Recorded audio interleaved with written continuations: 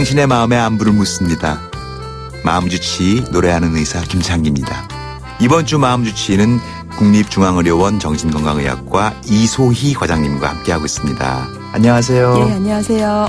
오늘은 청소년 마음 탐구 그 마지막 시간인데요. 학교 밖 청소년들에 대한 이야기를 좀 나눠보려고요. 학교 밖 청소년이라고 하면은 어떤 친구들이죠? 그러니까 어떤 이유로든 정규 학교를 안 다니는 경우입니다. 예. 현재 학교에 다니지 않는 학교 밖 청소년들이 얼마나 되나요? 또 작년 데이터 보면은 한 5만 명 예. 정도가 학교를 그만둔 걸로 집계되고 있고요. 예. 증가 추세에 있는 것도 사실이고요. 그래요? 예. 코로나로 인해서 학교를 가지 않는 시간들이 많아지고 또 학교에 적응하기가 더 어려워진 상황인데 이렇게 되면 정상 등교가 되는 시점에서는 학교 밖 청소년들이 더 많아질 가능성도 있겠네요. 그게 사실 걱정인데요. 사실 등교 거부 청소년을 치료할 때 원칙이 일단 가게 하는 거거든요. 예. 왜냐하면 학교를 한 번 안 가기가 어렵지 두 번, 세 번 안 가기 시작하면은 나중에 결석이 오히려 더 쉬워지거든요. 그렇죠. 오히려 안 가다가 가면 너 그동안 왜 안 왔어? 이거 묻는 게 듣기 싫어서 안 간다는 거거든요. 어색하고. 예. 그래서 근데 이제 코로나로 이제 안 그래도 만약에 좀 가기 싫은 아이였다. 근데 안 가도 되게 됐으니까 이제 그런 아이들이 다시 정상 등교를 했을 때 이 문제가 더 드러날 가능성이 높을 굉장히 수도 높을 것 있습니다. 같아요. 예. 그동안 그러니까 자퇴를 안 한 거죠. 예, 자퇴를 안 하고 그냥 게임만 하다가 예. 어머니가 출석해 주시고 예. 그러다가 이제 그때 드러나는 거죠. 예. 한꺼번에. 사실 이소희 과장님께서는 이 학교 밖 청소년들 문제를 공공의료의 영역에서 살펴봐야 한다고 계속 말씀해 오셨잖아요.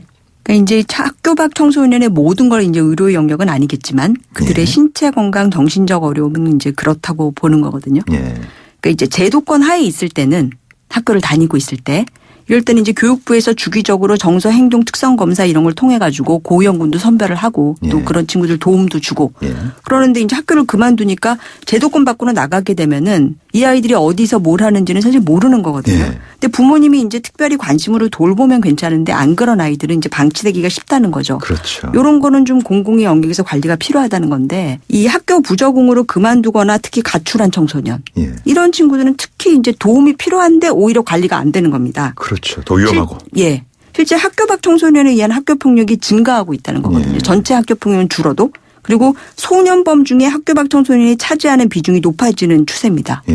그리고 사실 청소년 자살 중에서 학교 밖 청소년 비중도 더 큰 걸로 지금 추산을 하고 있거든요. 그렇죠.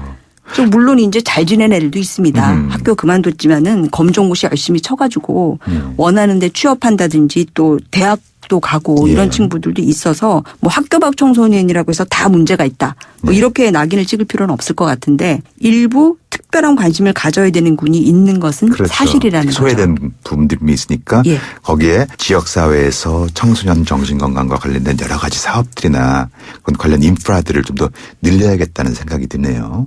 예, 그 학교 밖 청소년도 그렇고요. 특히 이 청소년 정신건강 관련 인프라가 늘어야 된다고 생각을 그런데 공감을 하고 있습니다. 예. 이 청소년들이 마음 놓고 상담할 수 있는 전문가를 찾기도 좀 쉬웠으면 좋겠고 필요하면 온 가족이 좀 상담도 받을 수 있으면 좋겠고요. 예. 그러니까 옛날에는 이제 대가족이니까 예. 이제 가족이 나눠서 했던 부분도 있지만은 지금은 사실 뭐 맞벌이도 많으시고 또 핵가족화되면서 생활이 복잡해지면서 그거를 이제 가족 내에서만 해결하기 어려운 시대로 점점 가고 있기 때문에 예.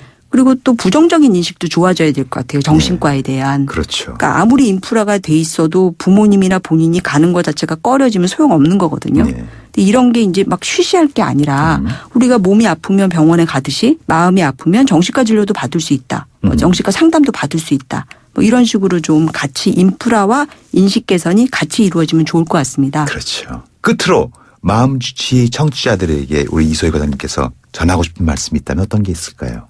우리 부모님이 청소년을 키우시면서 사실 제일 좋은 거는 알아서 잘 크는 애들일 것이고요. 드물죠. 두 번째로는 이제 좀 도움은 필요한데 어쨌든 말 잘 듣는 애들. 예. 근데 만약에 이제 알아서 잘 크는 것도 아닌데 또 말도 안 듣는다. 예. 그러면 최소한 부모님께 문제를 자유롭게 털어놓을 수 있는 관계는 되자. 요걸 목표로 했으면 좋겠습니다. 예. 왜냐하면은 연결되어 있는 게 이제 중요하기 때문에 그렇죠. 그러려면은 평소에 아이를 좀 믿어주고 또 공감도 잘해주고 그런 게 중요하겠죠. 그렇죠. 관계가 제일 중요하죠. 예. 그러려면 더 어른이 좀 더 양보하고 더 이해해줘야겠죠. 한 주 동안 함께해 주신 우리 이소희 과장님 정말 감사합니다. 감사합니다. 마음주치의는 오스카와 대한정신건강재단과 함께합니다. 저는 다음 주에도 당신의 마음의 안부를 물으러 돌아오겠습니다.